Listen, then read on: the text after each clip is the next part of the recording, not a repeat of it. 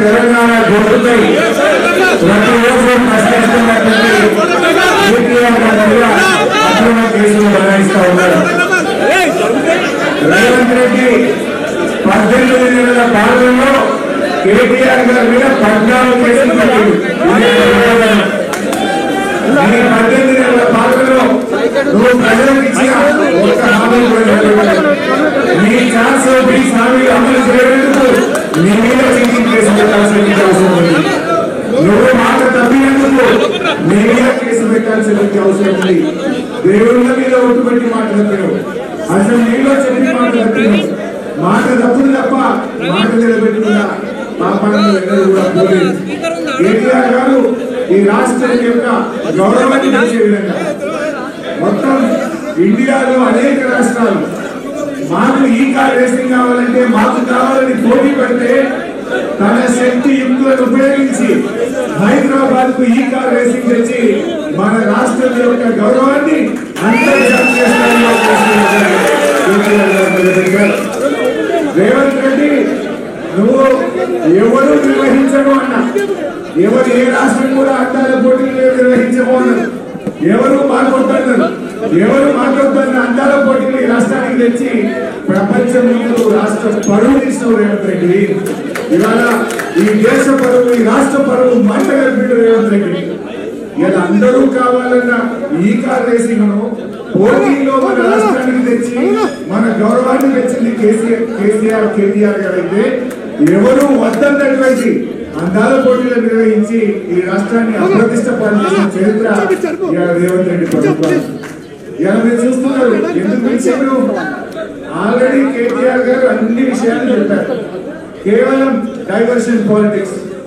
రేపేదో స్థానిక సంస్థల ఎన్నికలకు పోవాలి కనుక కేటీఆర్ గారిని ఇబ్బంది పెట్టు, బీఆర్ఎస్ కుటుంబ సభ్యులను, మా ఎమ్మెల్యేలను, మా కార్యకర్తలను, మా సోషల్ మీడియా యాక్టివిస్టుల మీద కేసులు పెట్టి ఆయన ఏదో అటెన్షన్ డైవర్షన్ చేద్దాం అనుకుంటున్నారు.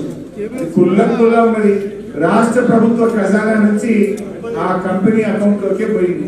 ₹1 ఇటుపోలే, ₹1 అటుపోలే, ₹1 ఇంకెక్కడికి పక్కదారి పట్టలేదు. అందులో కేసే లేదు. కేవలం ఏంటంటే ఏదో రకంగా ప్రజల్ని మభ్య పెట్టాలని చిల్లర రాజకీయాలకు పాల్పడుతున్నారు. ఎంత దుర్మార్గంగా తయారైపోయిందంటే తుమ్మితే కేసే, దగ్గితే కేసే, పిచ్చితే కూడా కేసే పెట్టాలి. ఇంత చిల్లర రాజకీయం చేస్తుంది. అరే నువ్వు చేసిన తప్పులను ఎత్తి చూపితే, నువ్వు నీ ప్రభుత్వం చేస్తున్న కమిషన్లను ఎత్తి చూపితే, నీ యొక్క అరాచకాలను ఎత్తి చూపితే, నీ లగచర్ల కేసులు ఎత్తి చూపు, లగచర్లలో గిరిజన రైతులకు బేడీలు వేస్తే దాన్ని ప్రశ్నిస్తే ఇవాళ కేటీఆర్ గారి మీద కేసులు పెట్టున్నావు. బిడ్డ నువ్వు ఎన్ని కేసులు పెట్టినా కేటీఆర్ గారు ఒక వ్యక్తి కాదు, ఆయన ఒక శక్తి అని లక్షలాది మంది బీఆర్ఎస్ కార్యకర్తలు, బీఆర్ఎస్ కుటుంబ సభ్యులు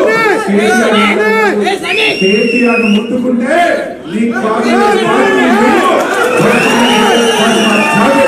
హెచ్చరిస్తూ నేను ఎక్కువ టైం తీసుకోకుండా గౌరవనీయులు కేటీఆర్ గారిని మాట్లాడాల్సిందిగా కోరుతున్నాను.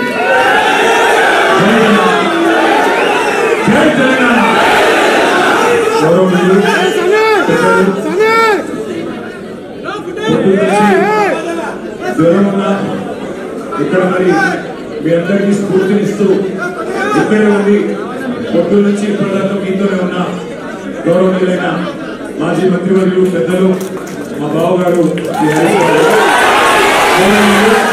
శాసన మండలిలో ప్రతిపక్ష నాయకులు పెద్దలు మాన్యులు మత్స్యనాచారి గారు, గౌరవనీయులైన ఎమ్మెల్యేలు, గౌరవనీయులైన ఎమ్మెల్సీలు, గౌరవ ఎంపీలు, అదేవిధంగా గౌరవనీయులైన వివిధ నియోజకవర్గాల ఇన్ఛార్జీలు, అదేవిధంగా ఈరోజు మరి చాలా ప్రాంతాల నుంచి తరలి వచ్చిన మా అన్నదమ్ములకు, మా ఆడబిడ్డలకు, అందరికీ సిరిసిల్ల నుంచి కూడా వచ్చిన మా అందరికీ కూడా హృదయపూర్వకంగా నమస్కారం. మా మీడియా మిత్రులకు కూడా కొంత అసౌకర్యం కలుగుతున్నా అప్పటి నుంచి పొద్దు నుంచి చాలా ఓపికగా ఉన్నందుకు మీడియా మిత్రులకు కూడా నమస్కారం, ధన్యవాదాలు. 4 కోట్ల మంది ముందు చర్చిద్దాం, ఎవరి తప్పో ఎవరిది ఒప్పో చర్చ పెట్టు అని అసెంబ్లీలో అడిగితే పారిపోయిండు రేవంత్ రెడ్డి. ఈ ఫార్ములా ఈ కార్ రేసింగ్ మీద నేనేదో తప్పు చేసిన అంటున్నావు కదా, కేసీఆర్ ప్రభుత్వం మీద తప్పు చేసిందంటున్నావు కదా, దమ్ముంటే అసెంబ్లీలో చర్చ పెట్టు అని అసెంబ్లీలో కూడా పట్టుబట్టినాం, పారిపోయి 4 గోడల మధ్యన ఎందుకయ్యా 4 కోట్ల మంది ముందు మాట్లాడదామంటే పారిపోయి. పోనీ ఇట్లా కాదు, ఈ బదనాం క్యాంపెయిన్ ఇంకెన్ని రోజులు నడుపుతావు, ఈ దేశంలో ఏ రాజకీయ నాయకుడు అన్న విధంగా నేను అంటున్నా, నువ్వు ముందుకు రా, నేను తప్పు చేయలేదు, నిజాయితీకి ధైర్యం ఎక్కువ కాబట్టి అవసరమైతే లైట్ డిటెక్టర్ పరీక్ష తీసుకుంటా, నువ్వు కూడా రా, పట్టలేదు పారిపోయి. అయినా మళ్ళీ పిలిచి మళ్ళా ఈరోజు పిలిస్తే మళ్ళా పోయినాం, ఎందుకంటే చట్టాన్ని గౌరవించే వ్యక్తులుగా, న్యాయస్థానాల మీద నమ్మకం ఉన్న వ్యక్తులుగా పిలిస్తే మళ్ళా పోయినాం, ఎందుకంటే చట్టాన్ని గౌరవించే వ్యక్తులుగా, న్యాయస్థానాల మీద నమ్మకం ఉన్న వ్యక్తులుగా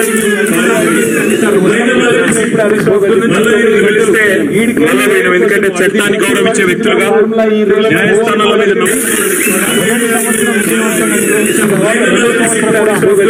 ఉండాలి అని చెప్పి ప్రభుత్వ పరంగా విధానపరమైన నిర్ణయం తీసుకున్నాము.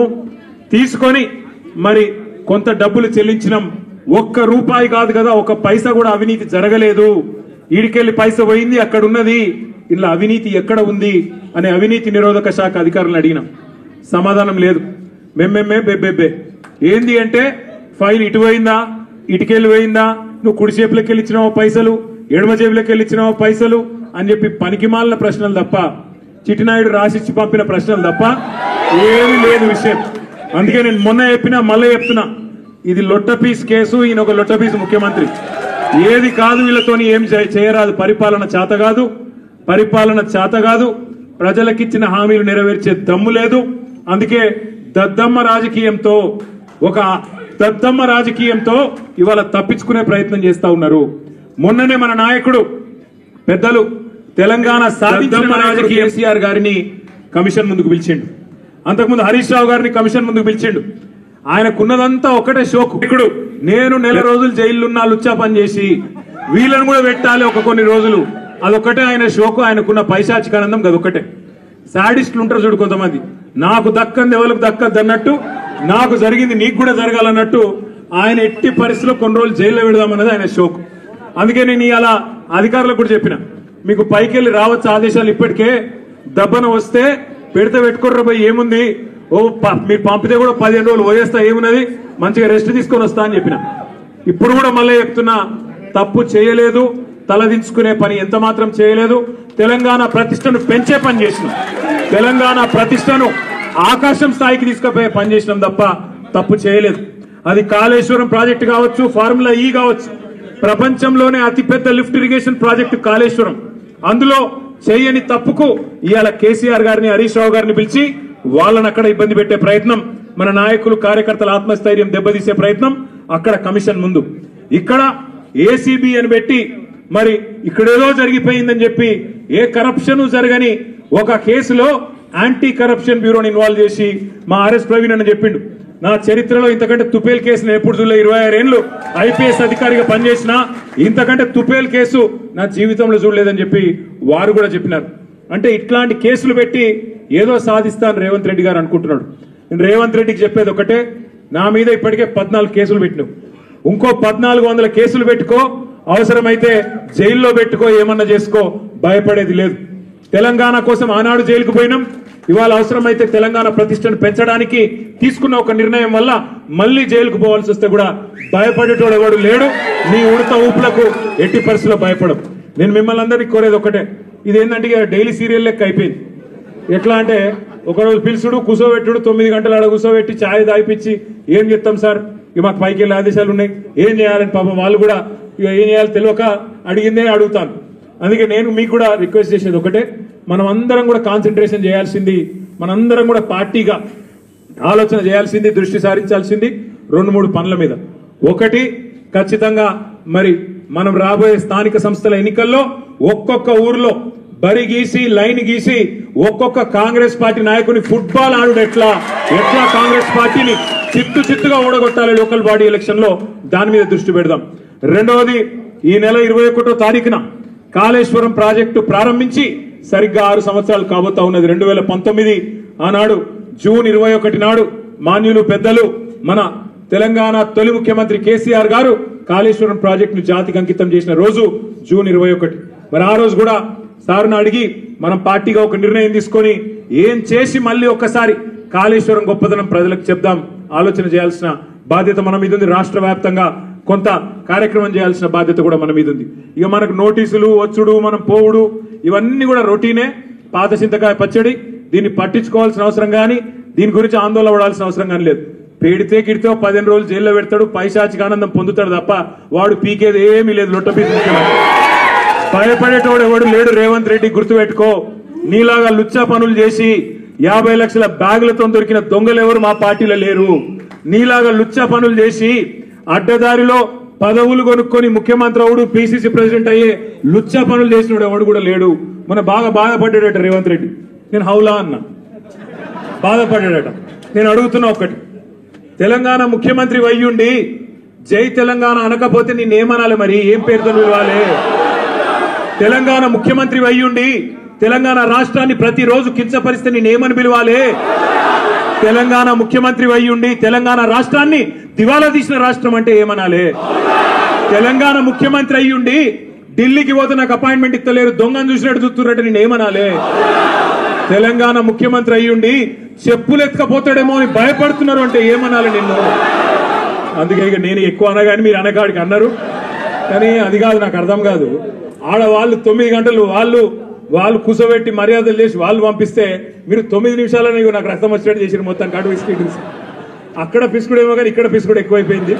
కాబట్టి మీరు పొద్దున్న నుంచి చాలా ఓపికగా ఉన్నందుకు మీ అందరికీ గౌరవ ఎమ్మెల్యేలు, గౌరవ ఎమ్మెల్సీలు, గౌరవ ఎంపీలు అందరికీ హృదయపూర్వకంగా దండం. మీరు కూడా పేరు పేరున అందరికీ నమస్కారాలు.